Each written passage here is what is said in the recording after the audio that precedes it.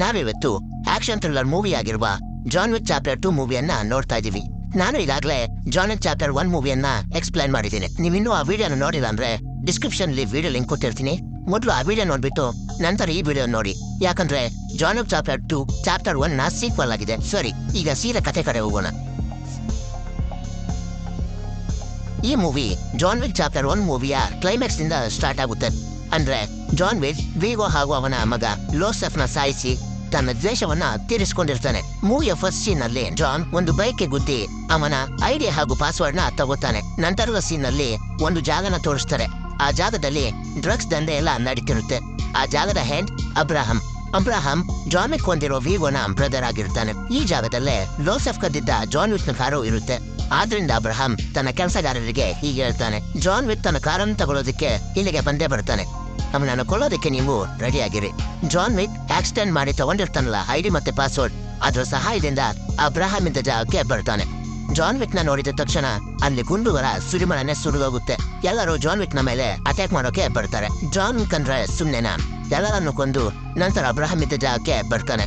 ಬಂದು ಅಬ್ರಹಾಂ ಮುಂದೆ ಇದ್ದ ಡ್ರಿಂಕ್ಸ್ ನ ತಗೊಂಡು 2 ಗ್ಲಾಸ್ಗೆ ತುಂಬಿಸ್ತಾನೆ. ಒಂದು ಗ್ಲಾಸ್ ನ ಅಬ್ರಹಾಂಗೂ ಕೊಟ್ಟು ನಂತರ ಜಾನ್ ಹೀಗೆ ಹೇಳ್ತಾನೆ, ನನಗೆ ಪೀಸ್ ಬೇಕು. ಅಂದ್ರೆ ನನ್ನ ಜೀವನವನ್ನ ಶಾಂತಿಯಿಂದ ನಡೆಸೋದಕ್ಕೆ ಇಷ್ಟಪಡ್ತೀನಿ. ಆಗ ಅಬ್ರಹಾಂ ಹೇಳ್ತಾನೆ, ನಿನ್ನಂತ ವ್ಯಕ್ತಿಗೆ ಶಾಂತಿ ಸಿಗೋಕೆ ಸಾಧ್ಯನಾ? ಪ್ರಯತ್ನ ಪಡೋದ್ರಲ್ಲಿ ಯಾವ ತಪ್ಪು ಇಲ್ಲ ಅಂತ ಹೇಳಿ ತನ್ನ ಕಾರನ್ನು ತಗೊಂಡು ಜಾನ್ ಅಲ್ಲಿಂದ ಹೊಂಟೋಗ್ತಾನೆ. ಜಾನ್ ತನ್ನ ಡ್ಯಾಮೇಜ್ ಆಗಿರೋ ಕಾರಲ್ಲೇ ಮನೆಗೆ ಬರ್ತಾನೆ. ಆ ಕಾರಲ್ಲಿ ಜಾನ್ಗೆ ಅವನ ಮತ್ತು ಅವನ ಹೆಂಡತಿಯ ಫೋಟೋ ಸಿಗುತ್ತೆ. ಆ ಫೋಟೋನ ನೋಡ್ತಾ ಅವನು ನೆನಪುಗಳಲ್ಲೇ ಕಳೆದೋಗ್ತಾನೆ. ನಂತರ ಜಾನ್ ಮನೆಯ ಒಳಗೆ ಬಂದಾಗ ಅವನ ನಾಯಿ ಅವನಿಗೋಸ್ಕರ ಕಾಯ್ತಿರುತ್ತೆ. ಮಾರನೇ ದಿನ ಜಾನ್ ತನ್ನ ನಾಯಿಯ ಜೊತೆ ಆಟ ಆಡ್ತಿರ್ಬೇಕಾದ್ರೆ ಒಡೆಯಲ್ಲಿ ಅಲ್ಲಿಗೆ ಬಂದು ಡ್ಯಾಮೇಜ್ ಆಗಿರೋ ಜಾನ್ ನ ಕಾರನ್ನ ರಿಪೇರ್ ಮಾಡೋಕೆ ತಗೊಂಡೋಗ್ತಾನೆ. ಜಾನ್ ತನ್ನ ಮನೆಯ ಫ್ಲೋರ್ ನ ಹೊಡೆದು ಗನ್ ಗೋಲ್ಡ್ ಕಾಯಿನ್ ಎಲ್ಲ ತಗೊಂಡಿರ್ತಾನಲ್ಲ, ಆ ಸೂಟ್ ಕೇಸ್ ನ ಓಪನ್ ಮಾಡಿ ಎಲ್ಲ ಗನ್ನು ಹಾಗೆ ಗೋಲ್ಡ್ ಕಾಯಿನ್ ನ ಅಲ್ಲೇ ಇಕ್ಕಿ ಮತ್ತೆ ಮುಚ್ಚಿಟ್ಬಿಡ್ತಾನೆ. ಜಾನ್ ರಾತ್ರಿ ತನ್ನ ಮನೆಯಲ್ಲಿ ಮಲಗಿರ್ಬೇಕಾದ್ರೆ ಅವನ ಮನೆಯ ಕಾಲಿಂಗ್ ಬೆಲ್ ಅನ್ನ ಯಾರೋ ಒತ್ತುತ್ತಾರೆ. ಯಾರು ಅಂತ ನೋಡಲು ಹೋದ ಜಾನ್ಗೆ ತನ್ನ ಹಳೆಯ ಫ್ರೆಂಡ್ ಸೆಂಟಿಯೋ ಆಂಟಿನೋ ಬಂದಿರೋದು ಗೊತ್ತಾಗುತ್ತೆ. ಸೆಂಟಿಯು ಮನೆಯ ಒಳಗೆ ಬಂದು ಸತ್ತಿರುವ ಜಾನ್ ನ ಹೆಂಡತಿ ಹಾಗೂ ನಾಯಿಗೆ ದುಃಖ ಪಡ್ತಾನೆ. ನಂತರ ಸ್ಯಾಂಟಿನೋ ಜಾನ್ಗೆ ನೀನ್ ನನಗೋಸ್ಕರ ಒಂದು ಕೆಲಸ ಮಾಡ್ಕೊಳ್ಬೇಕು ಅಂದಾಗ ಆಗ ಜಾನ್, ನಾನು ಈಗ ಅದನ್ನೆಲ್ಲ ಬಿಟ್ಬಿಟ್ಟಿದ್ದೀನಿ, ನಾನು ಯಾವ ಕೆಲಸ ನಿನ್ಗೋಸ್ಕರ ಮಾಡ್ಕೊಡೋದಿಲ್ಲ ಅಂದಾಗ ಸೆಂಟಿನೋ ಒಂದು ಪೆಂಡೆಂಟ್ ಅನ್ನ ತೋರಿಸ್ತಾನೆ. ಈ ಪೆಂಡೆಂಟ್ ಅನ್ನ ಬ್ಲಡ್ ಮಾರ್ಕರ್ ಅಂತ ಕರೀತಾರೆ. ಮಾಫಿಯಾಗಳ ಜಗತ್ತಲ್ಲಿ ಈ ಪೆಂಡೆಂಟ್ ಅನ್ನ ಯಾರಿಗೆ ಕೊಡ್ತಾರೋ ಅವರಿಗೆ ಈ ಪೆಂಡೆಂಟ್ ಕೊಟ್ಟವರು ಎಂತಹ ಸಂದರ್ಭದಲ್ಲೂ ಕೂಡ ಅವರು ಹೇಳಿದ ಕೆಲಸವನ್ನ ಮಾಡ್ಕೊಡ್ಬೇಕು. ನಂತರ ಸೆಂಟಿನೋ ಬ್ಲಡ್ ಮಾರ್ಕರ್ ನ ತೋರಿಸಿ, ನೀನ್ ನನಗೆ ಬ್ಲಡ್ ಪ್ರಾಮಿಸ್ ಮಾಡಿದೀಯ, ಅದಕ್ಕೆ ನೀನು ನನಗೋಸ್ಕರ ಕೆಲಸವನ್ನ ಮಾಡ್ಕೊಡ್ಲೇಬೇಕು ಅಂದಾಗ ಜಾನ್, ಈ ಪೆಂಡೆಂಟ್ ಅನ್ನ ನಿನ್ನ ತಗೊಂಡ್ ಹೋಗ್ಬಿಡು, ನಾನು ನಿನ್ಗೋಸ್ಕರ ಯಾವ್ದೇ ಕೆಲಸವನ್ನ ಮಾಡ್ಕೊಡಲ್ಲ ಅಂತಾನೆ. ಆಗ ಸೆಂಟಿಯೋ ಹೀಗೆ ಹೇಳ್ತಾನೆ, ನೀನು ಕೆಲಸ ಮಾಡೋದಕ್ಕೆ ಒಪ್ಕೊಳ್ದೇ ಇರು, ನನಗೆ ನೀನು ಪೆಂಡೆಂಟ್ ಕೊಟ್ಟಿರೋ ಕಾರಣ ನೀನು ನಾನು ಹೇಳಿದ ಕೆಲಸವನ್ನ ಮಾಡ್ಲೇಬೇಕು ಅಂತ ಹೇಳಿ ಅಲ್ಲಿಂದ ಅವನು ಹೋಗ್ತಿರ್ತಾನೆ. ಹೋಗೋಕ್ಕೂ ಮುಂಚೆ ಗ್ರಾನೈಟ್ ಲಾಂಚರ್ ಇಂದ ಜಾನ್ ವಿಕ್ ಮನೆಯನ್ನ ಬ್ಲಾಸ್ಟ್ ಮಾಡಿ ಅಲ್ಲಿಂದ ಹೊಂಟೋಗ್ತಾನೆ. ಈ ಬ್ಲಾಸ್ಟ್ ಇಂದ ಜಾನ್ ವಿಕ್ ಹಾಗೂ ಅವನ ನಾಯಿ ಬಚಾವಾಗ್ತಾರೆ. ನಂತರ ಜಾನ್ ಹೋಟೆಲ್ ಕಾಂಟಿನೆಂಟಲ್ ಗೆ ಬಂದು ಬ್ರೆನ್ಸ್ಟನ್ ನ ಭೇಟಿಯಾಗಿ ಹೀಗೆ ಹೇಳ್ತಾನೆ, ಸೆಂಟಿಯು ನನ್ನ ಮನೆಗೆ ಬಂದು ಎಲ್ಲವನ್ನು ಬ್ಲಾಸ್ಟ್ ಮಾಡಿ ನನ್ನ ಮನೆಯನ್ನೇ ಧ್ವಂಸ ಮಾಡಿ ಹಾಕಿದ್ದಾನೆ ಅಂತ ಹೇಳಿ ನಡೆದ ವಿಷಯವನ್ನೆಲ್ಲ ಹೇಳ್ತಾನೆ. ಆಗ ವಿನ್ಸ್ಟನ್ ಹೀಗೆ ಹೇಳ್ತಾನೆ, ನೀನು ಹೋಗಿ ಸೆಂಟಿಯೋ ಅಂತ ವ್ಯಕ್ತಿಗೆ ಬ್ಲಡ್ ಮಾರ್ಕರ್ ನ ಕೊಟ್ಟಿದ್ದೀಯ, ಅದನ್ನ ಅವನು ಮಿಸ್ಯೂಸ್ ಮಾಡ್ಕೊಳ್ದೆ ಇರ್ತಾನ ಅಂತ ಹೇಳಿದಾಗ ಜಾನ್ ವಿಕ್, ನನಗೆ ಆ ಸಂದರ್ಭದಲ್ಲಿ ಬೇರೆ ಆಪ್ಷನ್ ಇರ್ಲಿಲ್ಲ ಅಂತ ಹೇಳ್ತಾನೆ. ನಂತರ ವಿನ್ಸ್ಟನ್ ಹೇಳ್ತಾನೆ, ಮೊದಲು ನೀನು ಮಾಡಿರೋ ಬ್ಲಡ್ ಪ್ರಾಮಿಸ್ ನ ಕಂಪ್ಲೀಟ್ ಮಾಡು, ನಂತರ ಸೆಂಟಿಯೋನ ಗುಂಡು ಹಾರಿಸಬೇಕಾದ್ರೂ ಸಾಯಿಸು, ಆಗ ನನಗೆ ಯಾವ ಪ್ರಾಬ್ಲಮ್ ಕೂಡ ಇರೋದಿಲ್ಲ. ಒಂದ್ ವೇಳೆ ನೀನು ಬ್ಲಡ್ ಪ್ರಾಮಿಸ್ ನ ಕಂಪ್ಲೀಟ್ ಮಾಡದೇ ಇದ್ರೆ ಎಕ್ಸ್ ಕಮ್ಮಿನೋ ಕಾರ್ಯೋ ಅಂತ ಅನೌನ್ಸ್ ಮಾಡ್ಬಿಡ್ತಾರೆ. ಈಗೇನಾದ್ರೂ ನಿನ್ನ ಅನೌನ್ಸ್ ಮಾಡಿದ್ರೆ ಇಡೀ ಪ್ರಪಂಚದಲ್ಲಿರೋ ಕಿಲ್ಲರ್ಸ್ ಗಳೆಲ್ಲ ಬಂದು ನಿನ್ನನ್ನ ಕೊಂದು ಹಾಕ್ತಾರೆ. ನಂತರ ಜಾನ್ ವಿಕ್ ಸೆಂಟಿಯೋ ಮನೆಗೆ ಹೋದಾಗ ಸೆಂಟಿಯೋ ಜಾನ್ಗಾಗಿ ಕಾಯ್ತಿರ್ತಾನೆ. ನಂತರ ಜಾನ್, ನನ್ನಿಂದ ನಿಂಗೆ ಯಾವ ಕೆಲಸ ಆಗ್ಬೇಕು ಅಂತ ಕೇಳಿದಾಗ ಸೆಂಟಿಯೋ ಹೀಗೆ ಹೇಳ್ತಾನೆ, ಹೈ ಟೇಬಲ್ ಪ್ರಪಂಚದಲ್ಲೇ ದೊಡ್ಡ ಮಾಫಿಯಾ, ಅದರಲ್ಲಿ ಬರೀ 12 ಸೀಟ್ಗಳು ಮಾತ್ರ ಇರ್ತವೆ. ಅದರಲ್ಲಿ ನನ್ನ ತಂದೆಯೇ ಕೂಡ ಒಬ್ರು. ನನ್ನ ತಂದೆ ಸಾಯೋಕ್ಕೂ ಮುಂಚೆ ಆ ಸೀಟನ್ನು ನನಗೆ ಕೊಡ್ತಾರೆ ಅನ್ಕೊಂಡ್ರೆ ನನ್ನ ತಂಗಿಗೆ ಕೊಟ್ಬಿಟ್ರು, ಆದ್ರಿಂದ ನನ್ನ ತಂಗಿಯನ್ನು ಕೊಂಡ್ರೆ ಆ ಸೀಟ್ ನನಗೆ ಸಿಗುತ್ತೆ ಅಂತ ಸೆಂಟಿಯೋ ಹೇಳಿದಾಗ ಜಾನ್, ಈ ಕೆಲಸನ ನೀನೇ ಮಾಡ್ಬೋದಲ್ಲ ಅಂತ ಹೇಳ್ತಾನೆ. ಆಗ ಸೆಂಟಿಯೋ, ನಾನು ಹಾಗೆ ಮಾಡೋಕ್ಕೆ ಆಗಲ್ಲ ಅಂತ ಹೇಳಿ, ನನ್ನ ತಂಗಿ ಈಗ ರೋಮ್ ದೇಶದಲ್ಲಿದ್ದಾಳೆ, ನೀನು ಅಲ್ಲಿಗೆ ಹೋಗು ಅಂತ ಹೇಳ್ತಾನೆ. ನಂತರ ಜಾನ್ ಒಂದು ಬ್ಯಾಂಕಿಗೆ ಹೋಗಿ ಅಲ್ಲೊಂದು ಬಾಕ್ಸ್ ಅಂತ ತಗೋತಾನೆ. ಆ ಬಾಕ್ಸ್ ನಲ್ಲಿ ಜಾನ್ ನ ಸೂಟ್ ಹಾಗೂ ಗನ್ಗಳಿರ್ತಾವೆ. ಜಾನ್ ಸೂಟ್ ನ ಹಾಕೊಂಡು ಗನ್ಗಳನ್ನೆಲ್ಲ ತಗೊಂಡು ರೋಮ್ಗೆ ಹೋಗ್ತಾನೆ. ಪ್ರತಿ ದೇಶದಲ್ಲೂ ಒಂದೊಂದು ಕಾಂಟಿನೆಂಟಲ್ ಹೋಟೆಲ್ಗಳು ಇರ್ತವೆ. ಜಾನ್ ರೋಮ್ಗೆ ಹೋದ ತಕ್ಷಣ ರೋಮ್ ನ ಕಾಂಟಿನೆಂಟಲ್ ಹೋಟೆಲ್ ನಲ್ಲಿ ಒಂದು ರೂಮ್ ನ ಬುಕ್ ಮಾಡ್ತಾನೆ. ರೋಮ್ ಕಾಂಟಿನೆಂಟಲ್ ಹೋಟೆಲ್ ನ ಓನರ್ ಜಾನ್ ವಿಕ್ ನ ಫ್ರೆಂಡ್ ಆದ ಜೂಲಿಯಸ್ ಆಗಿರುತ್ತೆ. ಆದ್ದರಿಂದ ಜೂಲಿಯಸ್ ಈ ಹೋಟೆಲ್ನಲ್ಲೇ ಅತ್ಯಂತ ಐಷಾರಾಮಿ ಆಗಿರುವ ರೂಮ್ನ ಆಫರ್ ಮಾಡ್ತಾನೆ. ನಂತರ ಜಾನ್ ಒಂದು ಟೈಲರ್ ಫ್ಯಾಕ್ಟರಿಗೆ ಹೋಗಿ ಅಲ್ಲಿ ಅವನಿಗಾಗಿ ಒಂದು ಮಸ್ತ್ ಆಗಿರೋ ಸೂಟ್ನ ಹೊಲ್ಸ್ಕೊತಾನೆ. ಮತ್ತೆ ಗನ್ ಶಾಪ್ಗೆ ಹೋಗಿ ಒಂದು ಒಳ್ಳೆಯ ಗನ್ನ ಕೂಡ ತಗೋತಾನೆ. ಮತ್ತೆ ತನ್ನ ಫ್ರೆಂಡ್ಸ್ ನ ಸಹಾಯದಿಂದ ಸೆಂಟಿಯ ಸಿಸ್ಟರ್ ಆದ ಜಿಯಾನ ವಾಸವಿರುವ ಆಂಟೋನಿಯೋ ಹಾಲ್ ನ ಬ್ಲೂ ಪ್ರಿಂಟ್ ನೋಡಿ ಆಂಟೋನಿಯೋ ಹಾಲ್ ನ ಎಲ್ಲ ಸೀಕ್ರೆಟ್ ದಾರಿಗಳನ್ನ ತಿಳ್ಕೊತಾನೆ. ಇಲ್ಲಿ ಗಮನಿಸಬೇಕಾಗಿರೋ ವಿಷಯ ಏನಂದ್ರೆ ಜಾನ್ ವಿಕ್ ಎಲ್ಲಿಗೆ ಹೋದ್ರು ಅವನನ್ನ ಎಲ್ಲರೂ ಹುಡುಕಲಿದ್ದಾರೆ ಮತ್ತೆ ಎಲ್ಲರೂ ಅವನ್ನ ಗೌರವಿಸ್ತಾರೆ. ನಂತರ ಜಾನ್ ಎಲ್ಲ ಸಿದ್ಧತೆಯನ್ನು ಮಾಡಿಕೊಂಡು ಆಂಟೋನಿಯೋ ಹಾಲ್ ನ ಸೀಕ್ರೆಟ್ ದಾರಿಯಿಂದ ಜಿಯಾನ ರೂಮ್ಗೆ ಹೋಗ್ತಿರ್ತಾನೆ. ಜಾನ್ ಆ ಸೀಕ್ರೆಟ್ ದಾರಿಯಲ್ಲಿ ಹೋಗ್ತಿದ್ದಾಗ ಅವನ ಗನ್ಗಳನ್ನೆಲ್ಲ ಅಲ್ಲೇ ಬಚ್ಚಿಟ್ಟು ಹೋಗ್ತಿರ್ತಾನೆ, ಯಾಕಂದ್ರೆ ಅವ್ನು ಮತ್ತೆ ಬರ್ಬೇಕಾದ್ರೆ ಅವನಿಗೆ ಸಹಾಯ ಆಗ್ಲಿ ಅಂತ. ನಂತರ ಜಿಯಾನನ್ನ ಎಂಟ್ರಿ ಆಗುತ್ತೆ. ಜಿಯಾನ ತನ್ನ ರೂಮ್ ನಲ್ಲಿ ಇರುವಾಗ ಜಾನ್ ವಿಕ್ ಅಲ್ಲಿಗೆ ಬರ್ತಾನೆ. ಜಾನ್ ಬಂದಿರೋದನ್ನ ನೋಡಿದ ಜಿಯಾನ, ನಿನ್ನನ್ನು ನನ್ನ ಒಳ್ಳೆಯ ಫ್ರೆಂಡ್ ಅನ್ಕೊಂಡಿದೆ, ನನ್ನನ್ನು ಕೊಲ್ಲಲು ನಿನ್ನ ಯಾರು ಕಳಿಸಿದ್ರು ಅಂತ ಜಾನ್ನ ಕೇಳಿದಾಗ, ನಿನ್ನ ಕೊಲ್ಲೋದಕ್ಕೆ ನಿನ್ನ ತಮ್ಮನೇ ನನ್ನನ್ನು ಕಳಿಸಿದ್ದಾನೆ ಅಂತ ಹೇಳ್ತಾನೆ. ನಂತರ ಜಿಯಾನ ತನ್ನ ಕೈಯನ್ನು ಕುಯ್ಕೊಂಡು ಬಾತ್ ಟಬ್ಬಲ್ಲಿ ಕೂತ್ಕೊಬಿಡ್ತಾಳೆ. ಜಾನ್ ಯಾಕೆ ಹೀಗೆ ಮಾಡಿದೆ ಅಂತ ಜಿಯಾನನ್ನ ಕೇಳಿದ್ರೆ ಆಗ ಜಿಯಾನ ಹೀಗೆ ಹೇಳ್ತಾಳೆ, ನನ್ನ ಜೀವನದಲ್ಲಿ ನಾನು ಎಲ್ಲ ಕೆಲಸವನ್ನ ನನ್ನ ಇಷ್ಟದಿಂದ ಮಾಡಿದ್ದೇನೆ, ಹಾಗೆ ನಾನು ಸಾಯೋದು ಕೂಡ ನನ್ನ ಇಷ್ಟದಿಂದಲೇ ಆಗ್ಬೇಕು ಅಂತ ಹೇಳಿ ಅವಳು ಸತ್ತೋಗ್ತಾಳೆ.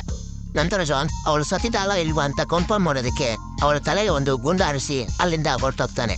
ಜಾನ್ ಆಂಟೋನಿಯೋ ಮಹಲ್ನಿಂದ ಹೊರಗಡೆ ಹೋಗ್ಬೇಕಾದ್ರೆ ಜಿಯಾನ ಬಾಡಿಗಾರ್ಡ್ ನೋಡ್ಬಿಡ್ತಾನೆ.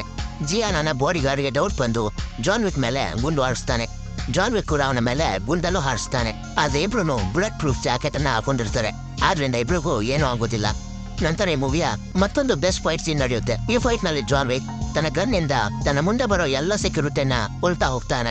ಈ ಸೀನ್ ನ one of the best seen in the movie ಅಂತ ಹೇಳ್ಬೋದು. ನಂತರ ಜಾನ್ ಬರ್ಬೇಕಾದ್ರೆ ಬಚ್ಚಿಟ್ಟಿದ್ನಲ್ಲ ಆ ಗನ್ನಿಂದನೇ ಎಲ್ಲರನ್ನೂ ಕೊಲ್ತಾ ಹೋಗ್ತಾನೆ. ಹೀಗೆ ಎಲ್ಲರನ್ನೂ ಕೊಲ್ತಾ ಹೋಗ್ಬೇಕಾದ್ರೆ ಜಿಯಾನಾಳ ಬಾಡಿಗಾರ್ಡ್ ಜಾನ್ ಮೇಲೆ ಅಟ್ಯಾಕ್ ಮಾಡ್ತಾನೆ. ನಂತರ ಜಾನ್ ಹಾಗೂ ಜಿಯಾನಾಳ ಬಾಡಿಗಾರ್ಡ್ ಫೈಟ್ ಮಾಡ್ತಾ ಹೋಟೆಲ್ ಕಾಂಟಿನೆಂಟ್ ಒಳಗಡೆ ಗ್ಲಾಸ್ ಹೊಡ್ಕೊಂಡು ಹೊಂಟೋಗ್ತಾರೆ. ನಂತರ ಅಲ್ಲಿಗೆ ಜೂಲಿಯಸ್ ಬಂದು ಅವರ ಜಗಳವನ್ನ ತಡೆಯುತ್ತಾನೆ, ಯಾಕಂದ್ರೆ ಹೋಟೆಲ್ ಕಾಂಟಿನೆಂಟಲ್ ಒಳಗಡೆ ಯಾರು ಜಗಳ ಮಾಡೋ ಹಾಗಿಲ್ಲ. ನಂತರ ಜಾನ್ ಹಾಗೂ ಬಾಡಿಗಾರ್ಡ್ ಪಕ್ಕದಲ್ಲೇ ಕುಂತ್ಕೊಂಡು ಡ್ರಿಂಕ್ಸ್ ಮಾಡಿರ್ತಾರೆ. ನನಗೆ ಬ್ಲಡ್ ಮಾರ್ಕರ್ ತೋರಿಸಿದ್ರಿಂದಾನೆ ಜಿಯಾನ ನಾನು ಕೊಂದಿದ್ದು, ಆದ್ರೆ ಬಾಡಿಗಾರ್ಡ್ ನೀನ್ ನನ್ನ ಬೆಸ್ಟ್ ಫ್ರೆಂಡ್ ನ ಕೊಂದಿದ್ಯಾ, ನಾನು ನಿನ್ನ ಬಿಡೋದಿಲ್ಲ, ನಿನ್ನ ಕೊಂದೇ ಕೊಂತೀನಿ ಅಂತ ಹೇಳ್ತಾನೆ. ಆಗ ಜಾನ್ ವಿಕ್ ನೀನು ಟ್ರೈ ಮಾಡಿ ನೋಡು ಅಂತ ಹೇಳಿ ಅಲ್ಲಿಂದ ಹೋಗ್ತಾನೆ. ನಂತರ ಸೀನ್ ನಲ್ಲಿ ಸೆಂಟಿನೋ ಜಾನ್ ವಿಕ್ ನ ಕೊಲ್ಲೋದಕ್ಕೆ $7 ಮಿಲಿಯನ್ ಆಫರ್ ಮಾಡಿರ್ತಾನೆ. ಈ ವಿಷಯ ಎಲ್ಲರಿಗೂ ತಿಳಿದು ಜಾನ್ ನ್ಯೂಯಾರ್ಕ್ಗೆ ಹೋಗ್ಬೇಕಾದ್ರೆ ಎಲ್ಲರೂ ಅವನ ಮೇಲೆ ಅಟ್ಯಾಕ್ ಮಾಡ್ತಿರ್ತಾರೆ. ಆದ್ರೆ ಜಾನ್ ಇವ್ರಿಗಿಂತ ಕಮ್ಮಿಂತ ಯಾರನ್ನು ಕೊಡ್ತಾ ಅವನು ಮುಂದೆ ಹೋಗ್ತಾನೆ. ಹೀಗೆ ತಪ್ಪಿಸ್ಕೊಂಡು ಹೋಗ್ಬೇಕಾದ್ರೆ ಬಾಡಿಗಾರ್ಡ್ ಅವನ ಮೇಲೆ ಅಟ್ಯಾಕ್ ಮಾಡ್ಬಿಡ್ತಾನೆ. ನಂತರ ಜಾನ್ ಒಂದು ಚಾಕುವಿನಿಂದ ಆ ಬಾಡಿಗಾರ್ಡ್ ಎದೆಗೆ ಚುಚ್ಚಿ ಹೀಗೆ ಹೇಳ್ತಾನೆ, ಈ ಚಾಕುನ ನಿನ್ನ ಎದೆಯಿಂದ ತೆಗೆದ್ರೆ ನೀನ್ ಸತ್ತೋಗ್ತೀಯ, ನಿನ್ನ ಸಾಯಿಸೋದು ನನಗೆ ಇಷ್ಟ ಇಲ್ಲ ಅಂತ ಹೇಳಿ ಅಲ್ಲಿಂದ ಹೊಂಟೋಗ್ತಾನೆ. ಜಾನ್ ಫೈಟ್ ಮಾಡ್ತಾ ಮಾಡ್ತಾ ತುಂಬಾ ಆಯಾಸ ಹೋಗ್ತಾನೆ. ಆಗ ಅವನಿಗೆ ತುಂಬಾ ಏಟ್ ಆಗಿರುತ್ತೆ. ಆದ್ರೆ ಅವನು ಕೊಲ್ಲೋದಕ್ಕೆ ಜನಗಳು ಇನ್ನು ಹುಡ್ಕೊಂಡು ಬರ್ತಾನೆ ಇರ್ತಾರೆ. ನಂತರ ಜಾನ್ ಒಂದು ಭಿಕ್ಷುಕನ ಬಳಿ ಹೋಗಿ ನನ್ನನ್ನು ಅವ್ರ ಬಳಿ ಕರ್ಕೊಂಡು ಹೋಗು ಅಂತ ಹೇಳಿ ಅಲ್ಲೇ ಬಿದ್ದೋಗ್ತಾನೆ. ಜಾನ್ ನ ಹುಡ್ಕೊಂಡು ಬಂದ ಜನರನ್ನ ಆ ಭಿಕ್ಷುಕ ಕೊಂದು ಹಾಕ್ತಾನೆ. ಮಾರನೆಯ ದಿನ ಜಾನ್ ಕಣ್ಣನ್ನು ಬಿಟ್ಟಾಗ ಅವನೊಂದು ಸೇಫ್ ಆದ ಜಾಗದಲ್ಲಿ ಇರ್ತಾನೆ. ಆ ಭಿಕ್ಷುಕನಿಗೆ ಅವನು ಗೋಲ್ಡ್ ಕಣ್ ಕೊಟ್ಟು ಅವರ ಬಳಿ ಕರ್ಕೊಂಡು ಹೋಗುವಂದಿದ್ದು ಬೇರೆ ಯಾರಿಗೂ ಅಲ್ಲ, ಅದು ಬಾವ್ರಿ ಕಿಂಗ್ ನ ಬಳಿ. ಜಾನ್ ಹಾಗೂ ಬಾವ್ರಿ ಕಿಂಗ್ ಒಂದು ಕಾಲದಲ್ಲಿ ದೊಡ್ಡ ಜಗಳವನ್ನೇ ಮಾಡ್ಕೊಂಡಿರ್ತಾರೆ. ಆ ಜಗಳದಲ್ಲಿ ಜಾನ್ ಬಾವ್ರಿ ಕಿಂಗ್ ನ ಸಾಯಿಸದೆ ಹಾಗೆ ಬಿಟ್ಬಿಟ್ಟಿರ್ತಾನೆ. ಅದಕ್ಕಾಗಿ ಬಾವ್ರಿ ಕಿಂಗ್ ಈಗ ನನ್ಗೆ ಸಹಾಯ ಮಾಡ್ಬೇಕು ಅಂತ ಜಾನ್ ಬಯಸ್ತಾನೆ. ಅದಕ್ಕೆ ಬಾವ್ರಿ ಕಿಂಗ್ ಒಪ್ಕೊಡ್ದೆ ಹೀಗೆ ಹೇಳ್ತಾನೆ, ನಿನ್ನನ್ನು ಸಾಯಿಸಿದ್ರೆ $7 ಮಿಲಿಯನ್ ಕೊಡ್ತಾರೆ, ಆದ್ರೆ ನಾನು ಹಾಗೆ ಮಾಡೋಕೆ ಇಷ್ಟಪಡಲ್ಲ. ಆಗ ಜಾನ್ ವಿಕ್ ಹೇಳ್ತಾನೆ, ಹೈ ಟೇಬಲ್ ನಲ್ಲಿ ಸೆಂಟಿಯೋಗೆ ಒಂದು ಸೀಟ್ ಸಿಗೋದಿದೆ, ಆ ಸೀಟ್ ಏನಾದ್ರು ಸಿಕ್ಕಿದ್ರೆ ಅವನ ದೊಡ್ಡ ಶತ್ರು ಆದ ನಿನ್ನನ್ನ ಮೊದಲು ಕೊಲ್ಲೋಕೆ ಇಷ್ಟಪಡ್ತಾನೆ, ಆದ್ರಿಂದ ನನಗೆ ನೀವು ಸಹಾಯ ಮಾಡಿ ಅವನನ್ನ ನಾನು ಕೊಂದು ಹಾಕ್ತೀನಿ ಅಂತಾನೆ. ನಂತರ ಬಾವ್ರಿ ಕಿಂಗ್ ಅದಕ್ಕೆ ಒಪ್ಕೊಂಡು ಅವನಿಗೆ ಗನ್ ಹಾಗೂ ಬುಲೆಟ್ ಗಳನ್ನ ಕೊಡ್ತಾನೆ. ಇದರಲ್ಲಿ ಒಂದು ಬುಲೆಟ್ ವೇಸ್ಟ್ ಆದ್ರೂ ಬಾವ್ರಿ ಕಿಂಗ್ಗೆ ಜಾನ್ 1 ಕೋಟಿ ಕೊಡ್ಬೇಕಾಗುತ್ತೆ. ಅಂದ್ರೆ 3 ಬುಲೆಟ್ ವೇಸ್ಟ್ ಮಾಡಿದ್ರೆ 3 ಕೋಟಿ ಕೊಡ್ಬೇಕಾಗುತ್ತೆ. ನಂತರ ಬಾವ್ರಿ ಕಿಂಗ್ ಈ ಸಮಯದಲ್ಲಿ ಸೆಂಟಿಯೋ ನಿನ್ಗೆ ಮ್ಯೂಸಿಯಂ ನಲ್ಲಿ ಸಿಗ್ತಾನೆ ಅಂತ ಹೇಳಿ ಅವನನ್ನ ಮ್ಯೂಸಿಯಂಗೆ ಕಳಿಸ್ತಾರೆ. ಮ್ಯೂಸಿಯಂ ನಲ್ಲಿ ದೊಡ್ಡ ಫೈಟ್ ಆಗುತ್ತೆ. ಆ ಫೈಟ್ ನಲ್ಲಿ ಹೇಗೋ ತಪ್ಪಿಸ್ಕೊಂಡು ಸೆಂಟಿಯೋ ಹೋಟೆಲ್ ಕಾಂಟಿನೆಂಟಲ್ಗೆ ಹೋಗ್ಬಿಡ್ತಾನೆ. ಯಾಕಂದ್ರೆ ಹೋಟೆಲ್ ಕಾಂಟಿನೆಂಟಲ್ ನಲ್ಲಿ ಯಾರನ್ನು ಕೂಡ ಯಾರು ಸಾಯಿಸೋ ಆಗಿರಲ್ಲ. ನಂತರ ಸೆಂಟಿಯೋ ವೆನ್ಸ್ಟನ್ ನ ಬಳಿ ಬಂದು ಜಾನ್ ನ ಮೆಂಬರ್ಶಿಪ್ ಅನ್ನ ನೀನು ಕ್ಯಾನ್ಸಲ್ ಮಾಡು ಅಂತ ಹೇಳ್ತಾನೆ. ಆಗ ವೆನ್ಸ್ಟನ್ ಹೀಗೆ ಹೇಳ್ತಾನೆ, ಜಾನ್ ಹೋಟೆಲ್ ಕಾಂಟಿನೆಂಟಲ್ ನ ಯಾವ ರೂಲ್ಸ್ನೂ ಬ್ರೇಕ್ ಮಾಡಿಲ್ಲ, ಆದ್ರಿಂದ ನಾನು ಅವನ ಮೆಂಬರ್ಶಿಪ್ ಅನ್ನ ಕ್ಯಾನ್ಸಲ್ ಮಾಡೋದಿಲ್ಲ ಅಂತಾನೆ. ಅದೇ ಸಮಯಕ್ಕೆ ಅಲ್ಲಿಗೆ ಜಾನ್ ಬರ್ತಾನೆ. ಆದ್ರೆ ವೆನ್ಸ್ಟನ್ ಕೋಪದಲ್ಲಿದ್ದ ಜಾನ್ ನ ಇಲ್ಲಿಂದ ಹೋಗಿ ಹೇಳ್ತಾನೆ. ಸೆಂಟಿಯೋ ತನ್ನ ಮುಂದೆನೇ ಇರೋದು ನೋಡಿ ಕೋಪ ತಡೆಯೋಕಾಗದೆ ಹಿಂದೆ ಮುಂದೆ ಯೋಚನೆ ಮಾಡದೆ ಸೆಂಟಿಯೋನ ಕೊಂದು ಹಾಕಿ ಅವನು ಅಲ್ಲಿಂದ ಹೋಗ್ತಾನೆ. ನಂತರ ಜಾನ್ ತನ್ನ ಹಾಳಾಗಿರೋ ಮನೆಗೆ ಬರ್ತಾನೆ. ಅಲ್ಲಿಗೆ ಹೋಟೆಲ್ ಕಾಂಟಿನೆಂಟಲ್ ನ ರಿಸೆಪ್ಷನಿಸ್ಟ್ ಬಂದು ಜಾನ್ಗೆ ಹೀಗೆ ಹೇಳ್ತಾನೆ, ವೆನ್ಸ್ಟನ್ ನಿಮ್ಮನ್ನು ನೋಡ್ಬೇಕಂತೆ, ನಾಳೆ ಅವರನ್ನ ಭೇಟಿ ಮಾಡಿ. ಮಾರನೆಯ ದಿನ ಜಾನ್ ವೆನ್ಸ್ಟನ್ನ ಭೇಟಿ ಮಾಡ್ತಾನೆ. ವೆನ್ಸ್ಟನ್ ಹೀಗೆ ಹೇಳ್ತಾನೆ, ನೀನು ಹೋಟೆಲ್ ಕಾಂಟಿನೆಂಟಲ್ ರೂಲ್ಸ್ ಬ್ರೇಕ್ ಮಾಡಿದ್ರಿಂದ ಇನ್ನು ಮೆಂಬರ್ಶಿಪ್ನ ಕ್ಯಾನ್ಸಲ್ ಮಾಡ್ತಾ ಇದ್ದೀನಿ. ನಿನಗಿರೋದು 1 ಗಂಟೆ ಟೈಮ್. 1 ಗಂಟೆಯ ನಂತರ ಎಲ್ಲರೂ ನಿನ್ನನ್ನು ಕೊಲ್ಲೋದಕ್ಕೆ ಬರ್ತಾರೆ. ನೀನು ಅದಕ್ಕೆ ರೆಡಿಯಾಗಿದ್ದೀಯ ಅಂತ ಕೇಳಿದಾಗ ಆಗ ಜಾನ್, ನನ್ನ ಜೊತೆ ಯಾರ್ಯಾರಿಗೆ ಗುದ್ದಾಡಬೇಕು ಅನ್ಸುತ್ತೋ ಬರಲಿ, ನಾನು ಇಲ್ಲೇ ಇರ್ತೀನಿ ಅಂತ ಹೇಳಿ ಅವನು ಅಲ್ಲಿಂದ ಹೋಗ್ತಾನೆ. ನಂತರ ವೆನ್ಸ್ಟನ್ ಒಂದು ಕಾಲ್ನ ಮಾಡಿ ಜಾನ್ನ ಎಕ್ಸ್ ಕಮಿನೋ ಕಾರು ಅಂತ ಅನೌನ್ಸ್ ಮಾಡ್ತಾನೆ. ಇಲ್ಲಿಗೆ ಜಾನ್ ವಿಕ್ ಚಾಪ್ಟರ್ 2 ಮೂವಿಯ ಎಂಡ್ ಆಗುತ್ತೆ. ಮುಂದೆ ಜಾನ್ ವಿಕ್ನ ಕತೆ ಏನಾಯ್ತು ಅಂತ ಚಾಪ್ಟರ್ 3 ನೋಡೋಣ.